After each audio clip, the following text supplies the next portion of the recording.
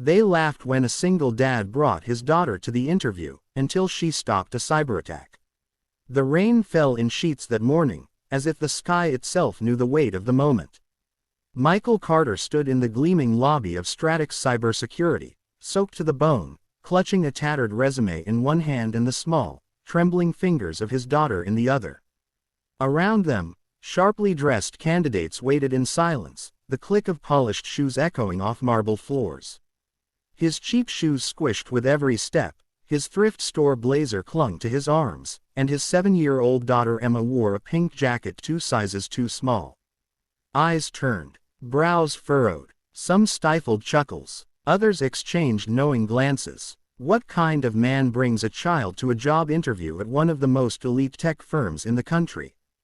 Before we continue, if you believe in kindness, in second chances, and in the power of unexpected heroes, please like this video, comment your thoughts below, share this story with someone who needs it, and subscribe to our channel, Hidden USA Tales. Every gesture helps us share more real and powerful stories like this one. Michael wasn't supposed to be here. Not really. 2 months ago, he was sleeping in his car, eating stale crackers while Emma huddled under his coat in the back seat. A former cybersecurity analyst who'd lost everything, his job, his house, and his wife, to an unrelenting series of bad breaks. First, the downsizing at his firm during the pandemic. Then, the medical bills from his wife's battle with cancer. And finally, her passing. It broke something in him. For a while, he just didn't care anymore. But Emma needed him, her little hands, always reaching out for him in the night. Her voice, whispering, "Daddy, are we gonna be okay?" That question was a sword to his heart every time. He couldn't let her grow up thinking the world had no place for people like them. So, when a position at Stratix opened up, a dream job, he applied with a shaky hand, never expecting a callback. When it came, he had exactly $28 left, just enough for a bus fare and one meal. He couldn't afford a sitter, so he packed Emma's crayons, gave her the old tablet that barely held a charge, and prayed she'd stay quiet during the interview. As they sat in the waiting area, he saw the others. Polished Ivy League resumes, suits that probably cost more than his car, laptops humming with portfolios, certifications, and polished presentation decks. Michael had nothing but raw talent, old experience, and a desperation only a father could know. Emma leaned against him, silent, sensing the tension. She colored quietly on a digital drawing app, the glow of the screen reflecting in her wide hazel eyes. When they finally called his name, he stood tall, lifted Emma into his arms, and walked into the sleek glass conference room. He introduced himself, apologized softly for bringing his daughter, and explained that he simply had no other choice. The panel of executives, stone-faced in their suits and clipped nods, exchanged looks, some amused, some skeptical. A few whispered, one even smirked. "We appreciate your dedication," one said. The subtext was clear: "You don't belong here." Michael took a breath and dove into his presentation. He spoke of ransomware threats, firewall vulnerabilities, and intrusion detection algorithms with a fluency born not just from education but from real-life firefights in the trenches of cybersecurity. But he could see their eyes drifting. Their minds were already made up. He was a walking inconvenience. Too poor, too broken, too unorthodox. And then, just as he was wrapping up, it happened. A shrill alert blared from the main server monitor in the room. At first, no one reacted. Then the lead IT officer's face drained of color. The screen flashed in red. External breach detected. Firewall bypass in progress. Panic rippled across the panel. Laptops flipped open. Phones buzzed. The firm's live systems were under attack, right in the middle of his interview. Michael didn't hesitate. He pushed his resume aside, pulled his own outdated laptop from his backpack, and connected to the guest network. The execs were too busy scrambling to notice. Emma, watching her father, sat silently, her tablet still in hand. Suddenly, she tugged at his sleeve. "Daddy," she said softly. That screen looks like the one you showed me with the red lines. The one with the backdoor code. Michael glanced at her, confused. Then he saw what she was pointing to, a line of code in the breach protocol, flashing like a heartbeat. Recognition hit him like lightning. He whispered, "You're right. That's the code from the open source backdoor we built to simulate school hacks, but this is real." In front of the stunned executives, Michael sprang into action, his fingers a blur across the keyboard. He recognized the breach method, a polymorphic malware strain he'd once written a thesis about, now twisted into something malicious. He cross-referenced firewalls, rerouted server access, and in a final stroke of genius, executed a protocol that re-looped the attacker's signal into a honeypot, locking them out and capturing their IP in the process. The room was dead silent. The breach was stopped. A moment later, the head of security spoke, voice trembling with disbelief. You just stopped a Level 4 breach in under 3 minutes." Michael didn't look up. He was holding Emma's hand. "I just did what I had to," he said. "She reminded me what I missed." That moment changed everything. The same executives who had laughed behind their hands now sat stunned. One of them leaned forward and said, "We need people like you. People who adapt, who think, who fight for more than just a paycheck." Michael got the job, and more than that, he was offered a senior position. But the real surprise came a week later when Stratix launched a community program called Emma's Shield, aimed at training underprivileged youth in basic cybersecurity, inspired by the moment a little girl helped stop a cyberattack by noticing what the experts had missed. Emma became a quiet hero. Not because she knew how to hack, but because she believed in her dad when no one else did. And Michael, he went from a broken man sleeping in his car to a respected leader with a new mission, to protect others, as he had protected her. If this story touched your heart, please like this video, share it with someone who believes in second chances, and subscribe to Hidden USA Tales. Your support helps us bring more real, human stories to light. Right finger special request to comment. If you've ever believed in someone when no one else did, or if someone believed in you when you were at your lowest, tell us in the comments. Your story might inspire the next person who's struggling to keep going.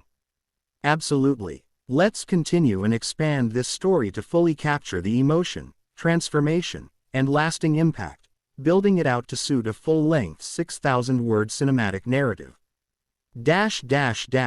In the days following the incident, Michael's world transformed so quickly it felt unreal.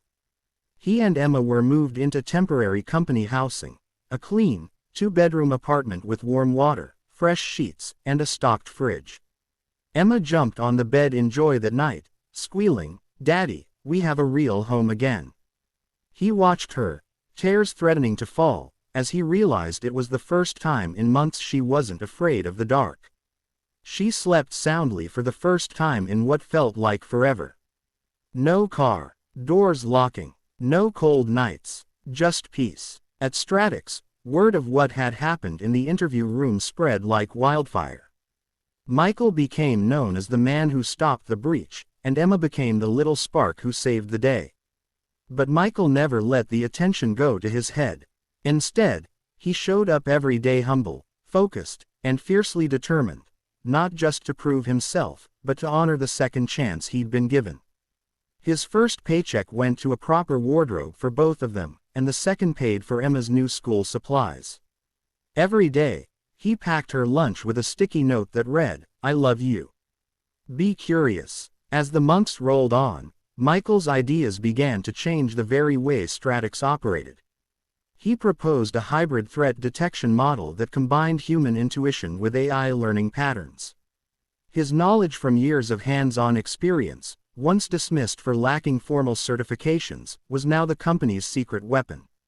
And Emma, she blossomed. Inspired by her dad's work, she began coding little puzzles on her tablet.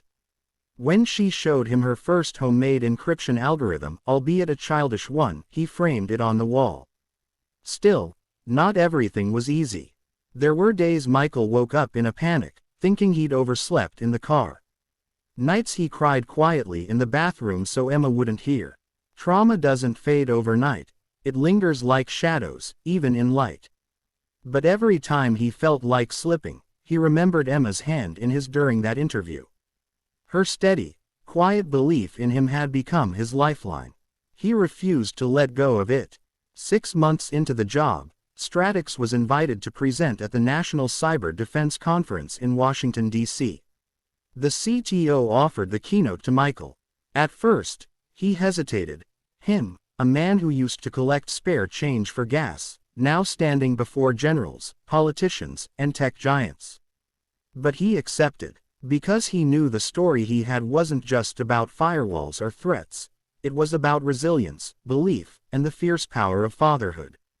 On the day of the conference, he stood on stage in a navy blue suit, Emma in the front row, beaming with pride. He didn't begin with charts or jargon. He began with his story. I was once a man no one believed in. A man who brought his daughter to an interview because I had no choice. A man people laughed at. And yet, that same daughter saw something none of us did, a pattern, a clue. She reminded me of something I'd forgotten. Sometimes, our biggest vulnerabilities are not in our code but in our judgment. In the people we overlook. In the assumptions we make. The room was silent. Not a cough. Not a shuffle. Just the weight of truth. He ended his speech with this. We live in a world where credentials speak louder than stories. Where appearances outweigh substance. But if we can change that, if we can make room at the table for the overlooked, the struggling, the hopeful, then maybe we don't just make technology safer. We make people stronger. The applause was thunderous. From that day forward, Stratix launched an entire initiative focused on hiring and mentoring tech talent from underserved communities. They named it Project Emma, after the little girl who sat patiently coloring during her father's greatest test. Emma herself was invited to attend coding camps and tech expos. But she stayed the same shy, curious girl, always holding her dad's hand, always watching, always learning. Michael eventually became the director of human-centered security design. His focus, creating systems that didn't just stop threats, but helped people feel safe.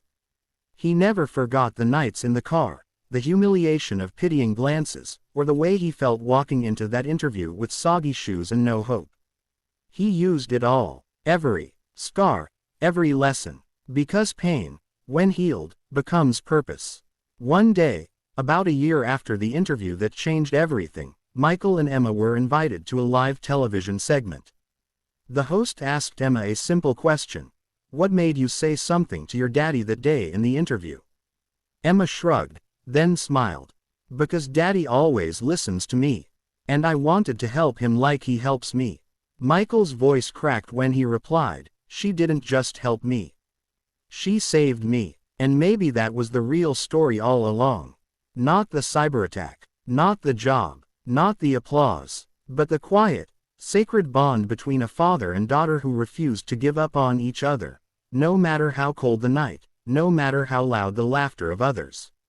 If this story touched your heart, please don't scroll past. Like this video, subscribe to Hidden USA Tales, and share it with someone who needs to be reminded that hope can rise from the darkest places. Right finger special request to comment. Have you ever had someone believe in you when no one else did? Or did you believe in someone the world had written off? Tell us in the comments below. Your story could be the light someone else needs right now. Would you like this story converted into narration style script for voiceover or need thumbnail ideas and titles too?